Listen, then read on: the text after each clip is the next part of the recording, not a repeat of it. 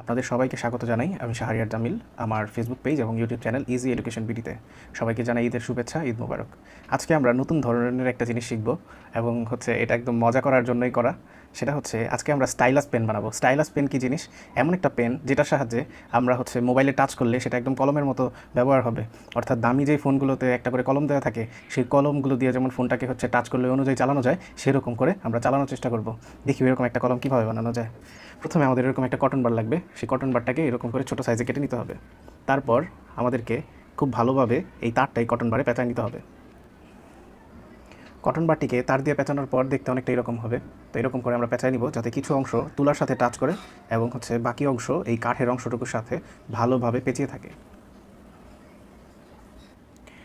এরপরে আমরা যদি আমাদের তারের শেষ মাথাটাকে এরকম কস্টিপ দিয়ে আটকিয়ে নিই, এইরকম সাধারণ কস্টিপ দিয়ে যদি আমরা তারের শেষ মাথাটাকে আটকিয়ে নিই যাতে সেটা ছুটে না যায়, তাহলে আমাদের স্টাইলাস পেন রেডি। তাহলে এটা কীভাবে কাজ করবে চলেন দেখি।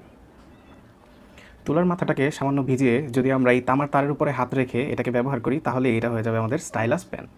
এটা খুব সুন্দরভাবে কাজ করবে। আমরা দেখতে পাচ্ছি এটা অনায়াসে কাজ করছে।